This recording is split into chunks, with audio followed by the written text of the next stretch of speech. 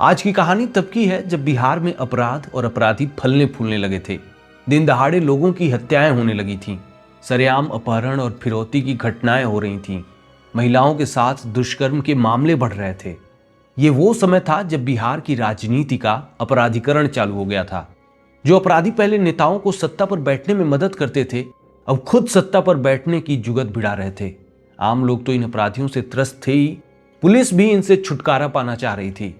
Police अगर इन अपराधियों को पकड़ती थी या इन पर कोई कार्रवाई करती थी, तब इनके सफेद पोश शाखा इनके बचाव में आकर खड़े हो जाते थे, जिससे ये खतरनाक अपराधी कानून से आसानी से बच निकलते थे और निडर होकर दोबारा अपराध में लग जाते थे। गंगा नदी के तट पर बसे भागलपुर शहर का हाल भी कुछ ऐसा ही था। सिल्क सिटी कहलाने वाला भागलपुर शहर उस समय अपराधियों का गढ़ बन चुका था।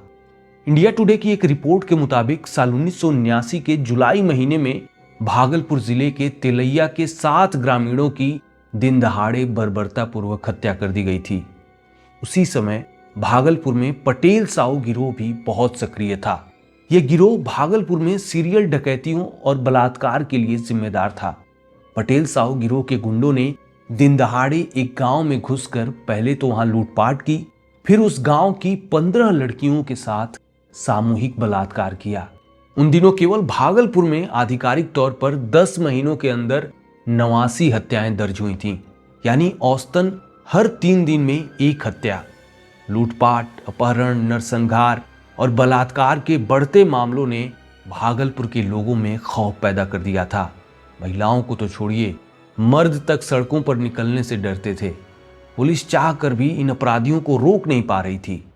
ऐसे में पुलिस ने कानून व्यवस्था बनाए रखने के लिए और अपराध को खत्म करने के लिए एक ऐसा कदम उठाया जिससे भागलपुर पुलिस की देश ही नहीं बल्कि विदेश में भी बहुत फजीहत हुई।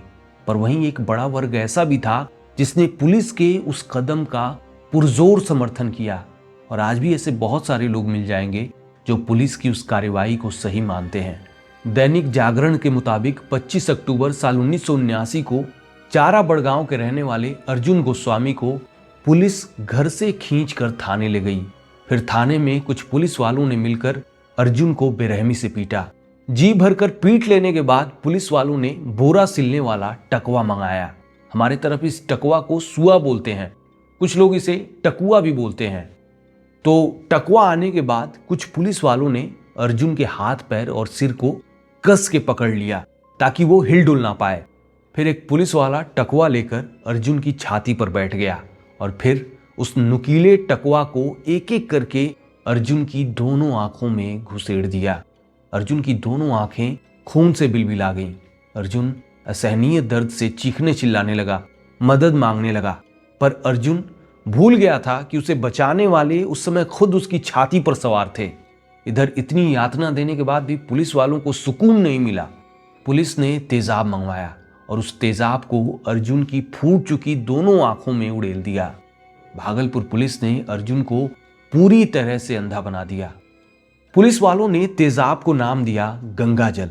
गंगा जल जो सब पवित्र कर देता है। गंगा जल साला पवित्र कर देंगे आज तेजपुर को। इतिहास में पुलिस का ये क्रूर और अमानवीय कृत्य ऑपरेशन गंगा जल, भागलपुर कांड और अखफोड़वा कांड के नाम से दर्ज हो गया। दैनिक जागरण के मुताबिक यहीं से भागलपुर के अखफोड़वा कांड की शुरुआत हुई।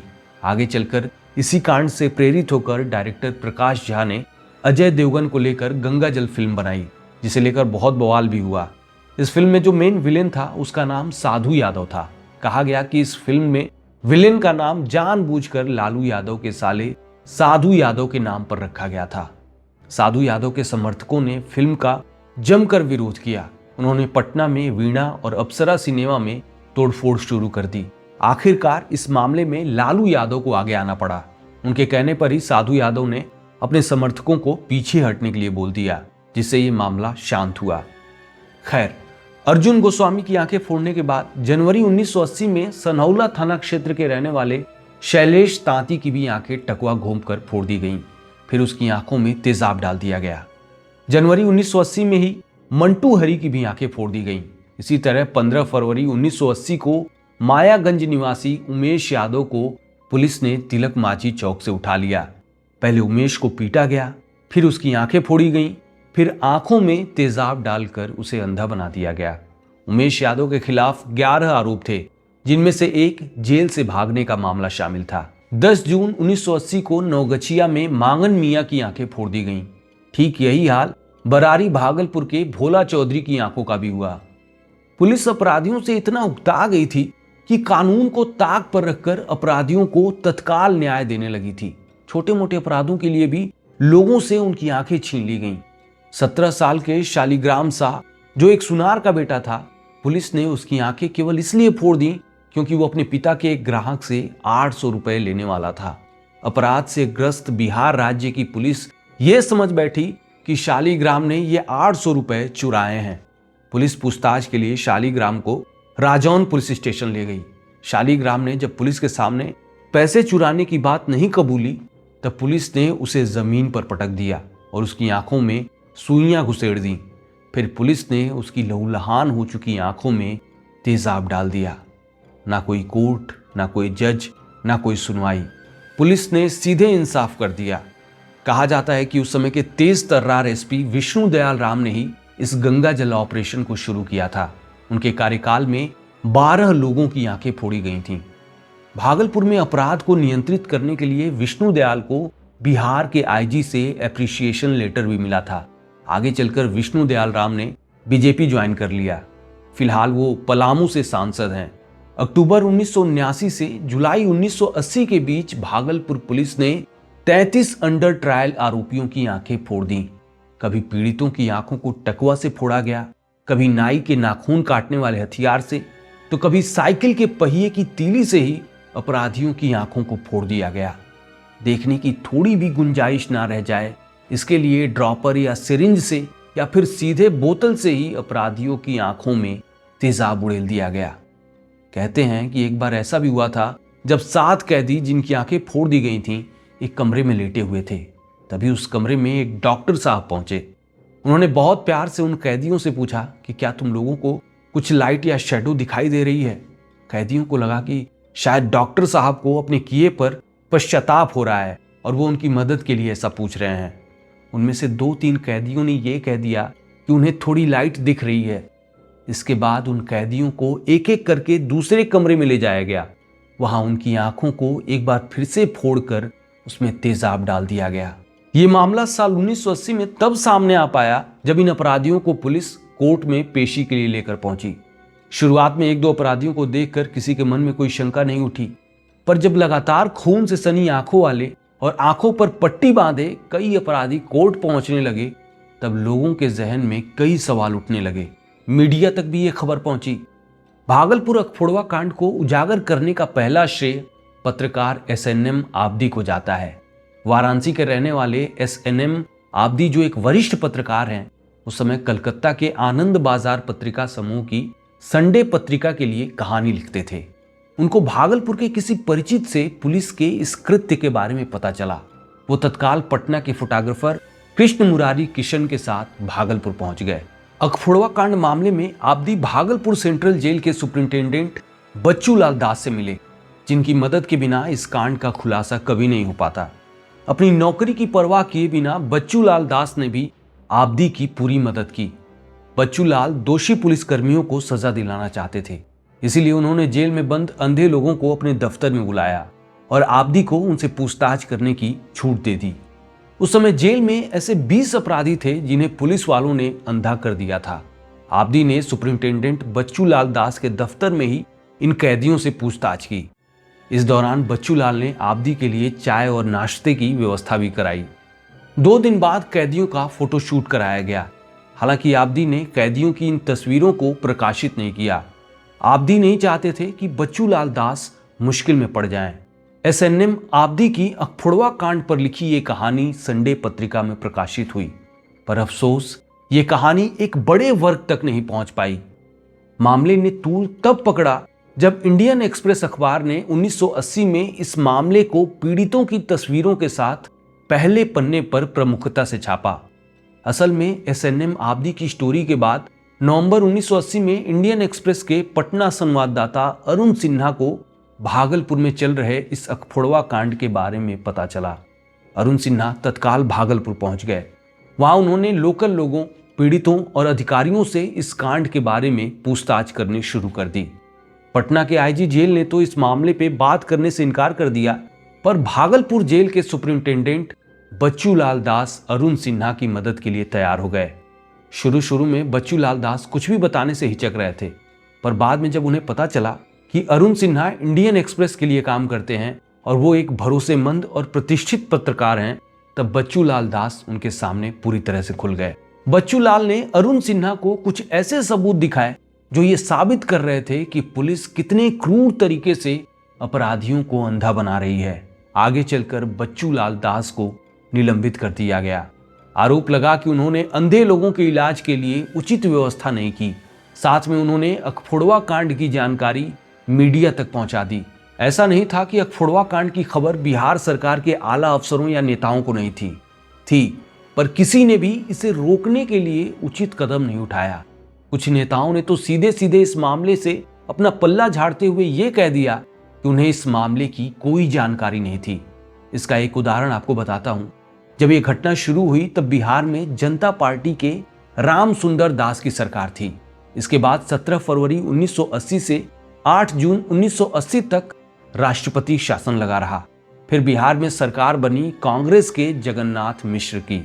इंडिया टुडे के मुताबिक बिहार सरकार के मंत्री सदानंद सिंह को मंत्री बनने से बहुत पहले ही सारी बातें पता थीं। उस समय बिहार में सुदामा मंडल गिरोह का बहुत आतंक था और कहा जाता है कि मंत्री सदानंद सिंह सुदामा मंडल के राजनीतिक गॉडफादर थे।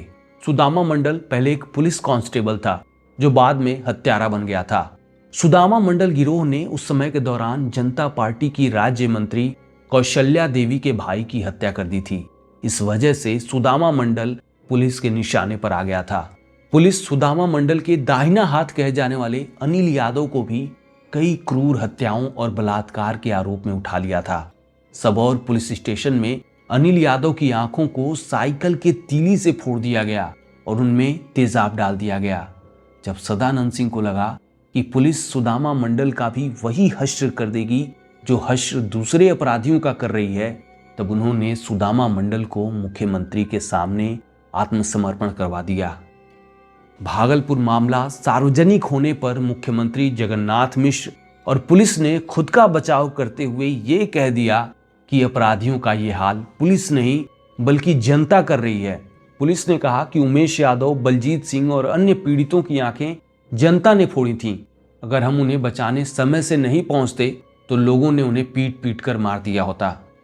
सरकार और पुलिस ने पहले तो ये सब कहकर मामले को रफा दफा करना चाहा, पर जब ये खबरें विदेशी मीडिया में छपने लगीं और बिहार सरकार की आलोचना होने लगी, तब सरकार ने इस मामले में 15 पुलिसकर्मियों को निलंबित कर दिया।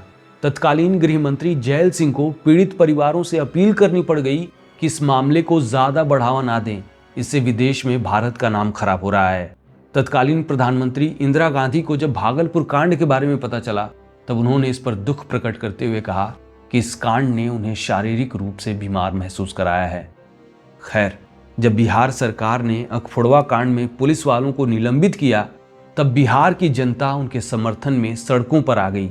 पुलिस के समर्थन में लोगों ने कई जुलूस निकाले। ये पहली बार था जब लोग पुलिस के समर्थन में खड़े थे। लोग पुलिस जनता भाई भाई के नारे लगा रहे थे। बिहार का बुद्धिजीवी वर्ग, शिक्षक, वकील, डॉक्टर, छात्र सब पुलिस वालों के निलंबन के विरोध में प्रदर्शन कर रहे थे। दुकानदारों ने अपनी दुकानें बंद कर दी थीं। मुख्य रेलवे लाइनों और राजमार्गों को जाम कर दिया गया था। पुलिस पर कोई कार्रवाई ना हो, इसके लिए महिलाएं तक सड़कों पर आ गई थीं। इंडिया टुडे के मुताबिक महिला जुलूस में शामिल एक गुस्साई महिला का कहना था कि अगर पुलिस वालों को सजा दी गई तो खून खराबा होगा। ये महिला एक पीड़ित थी जिसके एक स्तन को एक गिरोह के सदस्य ने काट दिया था। उस गुंडे ने महिला के साथ उसी के परिवार वालों के सामने बार बार बलात्कार किया था। बिहार सरकार जनता की नब्ज पहचान चुकी थी कि जनता उनसे क्या चाहती है। बिहार सरकार ने 3 महीने में ही सभी पुलिसकर्मियों को चुपचाप बहाल कर दिया। कुछ वरिष्ठ अधिकारियों का सिर्फ तबादला किया गया। भागलपुर शहर के एसपी को रांची का एसपी बना दिया गया। भागलपुर जिले के एसपी को मुजफ्फरपुर का एसपी बना दिया गया। डीआईजी सीआईडी को बिहार मिलिट्री पुलिस का प्रमुख बना दिया गया। डीआईजी भागलपुर को डीआईजी विजिलेंस के पद पर भेज दिया गया। ऐसा नहीं था कि आगे चलकर बिहार में क्रूरता बंद हो गई। फिल्म निर्माता अमिताभ पराशर, जिन्होंने इस कांड पर आइज ऑफ डार्कनेस नाम की एक फिल्म बनाई है, उन्होंने साल 2016 में आंख फोड़ने के कम से कम 9 मामले खोज निकाले। मधेपुरा के 24 साल के किसान अजय यादव को भीड़ ने घर से निकालकर उसकी दोनों आंखों को चाकू से फोड़ दिया और सिरिंज से उनमें तेजाब डाल दिया। एक दूसरी घटना में भागलपुर में भीड़ ने एक गाय चोर को पकड़ लिया। भीड़ ने उसे पीटा, फिर उसकी आंखों में सिरिंज से तेजाब डाल दिया। तेजाब डालते समय गांव वालों ने उसे कहा कि गंगा जल ले लो, इससे शुद्ध हो जाओगे। भागलपुर अखफोड़वा कांड के 33 पीड़ितों में कईयों की मौत तो सही इलाज न मिलने से हो गई और जो बच गए उन्होंने मौत से भी बदतर जिंदगी जी। अगर अपराधियों को बचाने के लिए उनके आका जो कानून बनाते हैं पुलिस के बीच में नहीं आते तो शायद अखफोड़वा कांड जैसी कोई घटना नहीं होती। आप देखिए, कोई कमजोर आदमी है, महिला है, उसके साथ कोई अपराधी कुछ भी गलत करता है, उसके किसी अपने का खून कर देता है, परिवार के सामने बलात्कार करता है, स्तन काट देता है और इतना कुछ गलत करने के बाद भी वो अपनी ऊंची पहचान का इस्तेमाल करके पुलिस से, कानून से आसानी से बच निकलता है और एक बार फिर से उस कमजोर आदमी को प्रताड़ित करता है। ऐसे में उस कमजोर आदमी के पास क्या ही बच जाता है, वो कहाँ जाएगा? कानून बनाने वाले तो खुद उस अपराधी को संरक्षण दे रहे हैं, वो उस बेबस आदमी की क्या ही मदद कर लेंगे। फिर भी पुलिस ने जो भी किया कानून के खिलाफ था। पुलिस ने ऐसे कई अपराधियों की भी आंखें फोड़ दी जिन्होंने चोरी जैसे मामूली अपराध किए थे।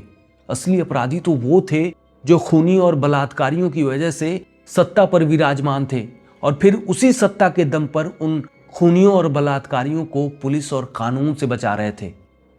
तो ये कहानी थी भागलपुर के अखफोड़वा कांड की। अगली कहानी में जल्द आपसे मुलाकात होगी। तब तक के लिए जय हिंद।